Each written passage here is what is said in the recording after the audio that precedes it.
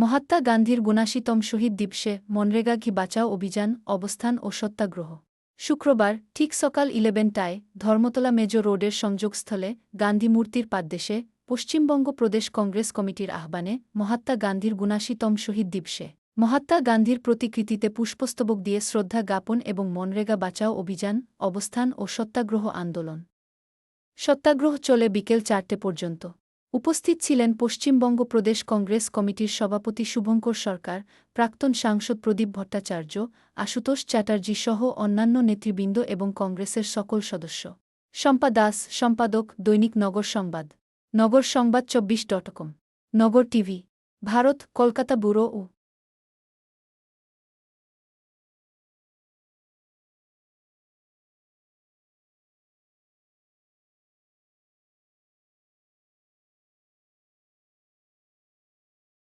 আমরা এখানে এসেছি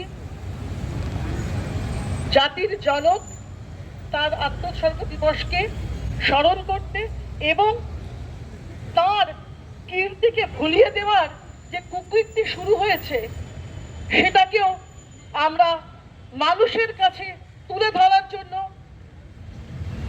মাননীয় শুভঙ্কর সরকার নেতৃত্বে আমরা এখানে একত্র হয়েছি।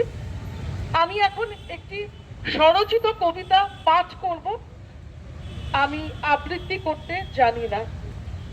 ঘটমান আদর্শ অবিচল তিনি এগিয়ে চলে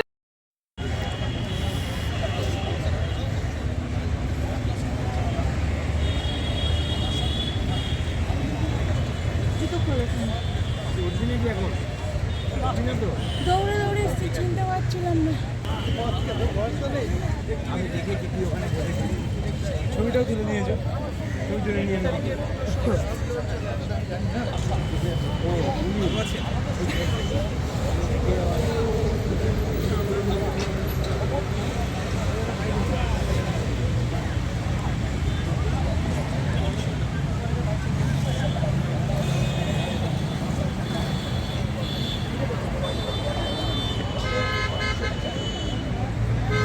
আরে দিদিকে বসতো এটাকে সরিয়ে দিয়ে আজ তারা রাজনীতি করে কী বলবেন? আপনারা দেখতে পাচ্ছেন আজকে হচ্ছে 30শে জানুয়ারি। আমাদের জাতির জনক যিনি ছিলেন মহাত্মা গান্ধীজি আজকে প্রয়াণ দিবস। আর এই প্রয়াণ দিবসের আগে সবার প্রথম আমরা গান্ধীজিকে এখানে শ্রদ্ধা জানাবার জন্য আমরা সকলেই এসেছি। বর্তমান পরিস্থিতি আপনারা দেখতে পাচ্ছেন যে মনরেগা ওয়ার্কার্স যে প্রকল্পটা কিন্তু কংগ্রেসেরই তৈরি, যেটা মনমোহন সিং থাকাকালীন এই প্রকল্পটা লঞ্চ হয়েছিল।